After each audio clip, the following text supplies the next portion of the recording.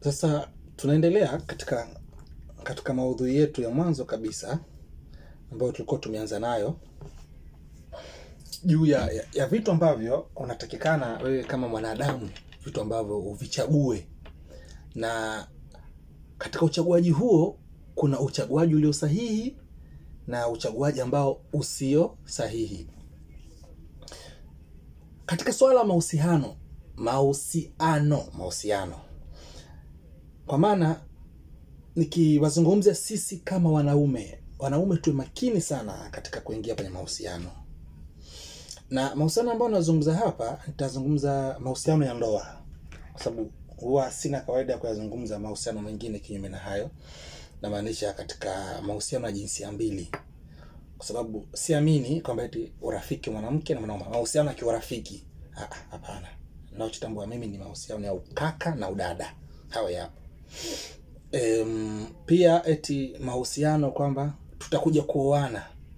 Mbona alafu miezi 6, miezi 7, miezi 8, miezi 9, mwaka wa kwanza, wa pili, wa tatu tutakuja kuoana. Mahusiano hapana. Ama mahusiano watu wanajiita sisi ni wapenzi. Mbona wanafanya kila aina ya mambo ambayo wanandoa wanastahili kuyafanya. Mshaona? Kwa hiyo sipo kwenye kuzungumza hayo, na ni maudhui ambayo tunaweza tukayatengeneza kwa wakati mwingine. Kwa hiyo nikienda katika mahusiano ambao ya ndoa, mtu ameolewa, mtu ameoa.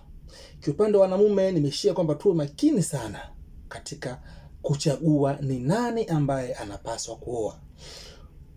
Kwa mfano katika Uislamu mwanamke hupendwa katika mambo manne ambayo ni maarufu, kila mtu anayajua. Huozwa mwanamke, huolewa kwa mambo hayo. Nafikiri hata tukiangalia katika dunia nzima, umeona mambo hayo ndio tunayaangalia hivyo. Kwa sababu wanasema Uislamu ni mfumo wa maisha ya mwanadamu. Mfumo ambao umetoka kwa Mwenyezi Mungu, ukawafikia mitume mpaka kufikia namna ya watu wengi ambao unawafanya nini? Unawafikia. Kwa hiyo leo hii kumezuka sintofahamu nyingi sana katika mitaa, katika miji, katika familia mbalimbali. Mtu anaoa ama kuolewa kwa ushawishi. Hapa ndipo ninaposema wanamume tuwe makini. Kwa sababu kwa nini nasema sisi wanaume tuwe makini? Kwa sababu sisi ndio tunaowafuata watu. Mpaka mwanamume anakufuata. Elewa pointi. Mwanamume anakufuata kusema nahitaji ni kuoe. Tuna kuna wengine wanasema sihitaji, tena ambao tunaonekana wajinga sana. Mimi sihitaji kukuchezea, nataka ni kuoe. Sasa kugusa. Unaongea naye mita moja hivi. Fulani afu unamcheki kwa hivi. Alafu yeye sasa anavyokucheki sasa. Moyoni mwake, na tuanze kuzungumza moyoni, ndio hali ya uhalisia, kwa sababu hakuna anayejua jambo la mmoja moyoni isipokuwa mpaka uone vitendo vyake. Ndivyo utatafsiri kwamba maana alikuwa anasema hivi. Umeona? Yeye kichwani mwake anawafikiria wanaume ambao jana tu na juzi katoka kuachana nao vichoroni. Ama katoka kuachana nao kwenye hoteli fulani, katoka kuachana nao kwenye lodge fulani. Leo unakuja kusema mimi sasa kuchezea. Ndio maana hapa nikasema wanamume sisi tuwe makini sana. Ili mwanamume kukufuata kusema nataka ni kuoe, amekuthamini na amekupa thamani ya hali ya juu. Epusha yale mapungufu yake, kama anapungufu labda mlemavu, umeona, au labda kile vyote atakavyokuwa navyo. Umeona, awe labda ni mtu atajiri, awe maskini, lakini kitendo tunajua kukwambia mimi nimekupenda, nataka nikuoe.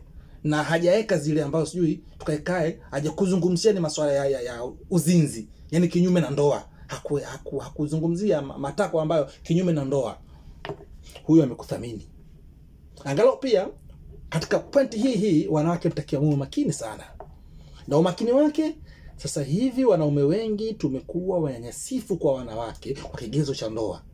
Hapa ni maana hapo hii na nini? Anakuja nataka nikuoe. Na wewe ushagundua kwamba mpaka mwanamume anahitaji kusema kukuoa, maana yake amekupa thamani kubwa sana. Wewe utakachokifanya utakubali. Lakini yule ana mitego yake, ashaiweka mitatu. Umeona kwamba wewe utaingia hapa, utatoka hapa. Utaingia hapa, lakini hapa lazima kukamate. Maana yake nini? Mtego wa kwanza umekubali. Ilibidi ukatae, lakini umekubali. Kwa sababu gani? Umeona ndoa. Mtego wa pili uwapa. Utamwamini na kumpa moyo wako wote. Mtego wa pili.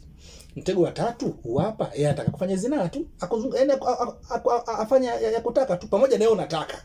Kwa sababu mwanamke ile kwa timamu na akili zake hata siku moja hauwezi samanini akavua nguo kwa mwanamume ambaye asiyekuwa na ndoa naye, akavua nguo kinyume na ndoa. Na maanisha mpaka unavua nguo kwa mwanamume, kwa maana huyo ni mume wako halali wa ndoa tayari, sheria zimepitisha.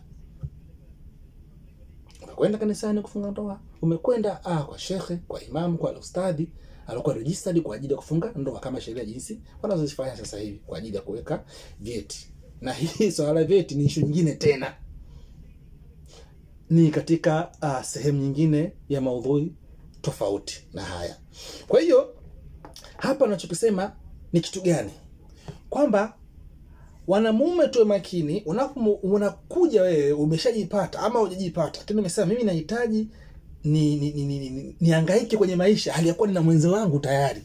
Lakini yule mwenzako unampata amekuona wewe ni mtafutaji na ashakuona kwamba wewe unafika sehemu fulani, utafika mbali sana. Kitu kimoja ambacho wanadamu hawajui, wanawake yani they are inferior in nature. Wanawake wako hivyo. Yani ni wanyonge. Umeshaona? Yani tuseme inferior mnahitaji kwa Kiswahili.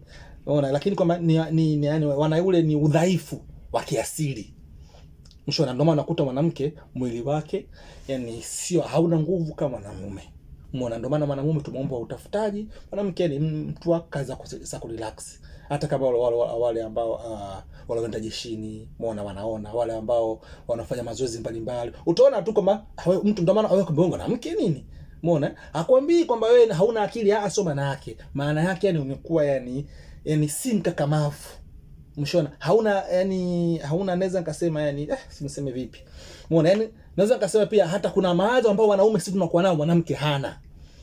Lakini pia dunia haijui kwamba ile inferior ya mwanamke ndio superior wake.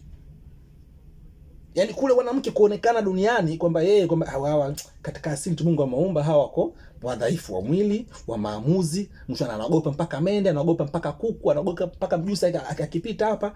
Lakini ule inferior sisi tunavyochukulia dunia, yani ile hali ile ndio yeye ndio ujasiri wake. Umeshaona? Yani ule inferior wake, usuperia wake umejificha ndani ya inferior yake. Na ndio maana hapo wanamume tunakuja kumwoa mwanamke, unaona tayari huyu nimeshamweza akili yangu, huyu bana nimemweza ndani ya ndoa. Kumbe yeye kuna vitu amevificha katika moyo wake, lakini kupitia ile hali yake ya unyonge, kupitia ule inferior wake in nature, yani ule mimi Kiingereza kidogo kinasumbua jamani, lakini kwamba ni ile hali ya yani ile hali ya yeye kuonekana ndio wanawake wako hivi katika taswira Mungu aliyowaumba, basi ndio ujanja wake unafichika na umo. Mwisho wa siku umeingia naye kwenye ndoa, sio unakuja kustuka mshachana huko na huko, basi unakuta wewe ndio unakuwa kwenye madhara kuliko yeye. Kumbe wewe ulimchukua kwa dada, huyu ni mstaarabu, yuko vizuri, hana mambo mengi, ukamwamini kwa hali ya juu. Kumbe yale ambao ulimpachika wewe amejifichia kuna vitu vingine ndani vya vikubwa kabisa navyo. Wanawake na mawazo makubwa sana kuliko wanaume. Wanaume sisi tunawaza kutoka hapa mpaka hapa strongly kabisa, na tunaamini kwa mwanamke anawaza hapa tu, hawezi kufika hapa na basi. Lakini wanawake wanawaza mambo makubwa sana. Wewe jitahidi utakapokaa na mwanamke, kwanza mpe imani ya yeye kuwa aamini wewe unamwamini sana. Unaona? Panga jambo lako bana, mimi jambo langu ni moja. Yaani jibu langu mimi ni moja. Lakini ngoja nimuulize mwanamke wangu. Mke wangu, unazungumza maswali ya mke wangu. Mke wangu kuna jambo hili na hili, unasemaje hapa? Naye anajua mangu ananiamini, aniulize hivi kwa dhihaka. Kwa sababu ndio mazingira ambayo uliomjengea, utaona. Bana mke wangu, mume wangu na hichi na tufanye hivi. Basi kumbuka una jambo lako moja. Akikupa na la kwake unako moja lakini moja plus. Umefahamu hapo? Moja plus, moja ile kupochanya ile ushiba mawazo ya nguvu. Kuwa na jibu lako tayari, ushauri jibu langu hapa 10. Lakini mke wangu na jambo hili na hili na hili. Unajua kadha na kadha. Mpate. Je, unaonaje hapa tunafanyaje? Kwani mume wangu wewe hebu tusaidie, tunajenga. Umeona? Utasikia mawazo tutakayokupa. Lakini usifanye hivyo kurupe tu, wewe hujawahi kumshirikisha majambo yako nini, kwa sababu hatuwashirikishi, kwa sababu wanawake wanajificha ndani ule mfilia wao, ndio usupilia wao, Mungu anajificha humo. Sasa unashindwa kumshirikisha katika majambo yako, kwa sababu kuna mahala pengi sana unakuta watu wengi wanaanguka kulingana na nini, kuwashirikisha baadhi ya majambo wanawake zao.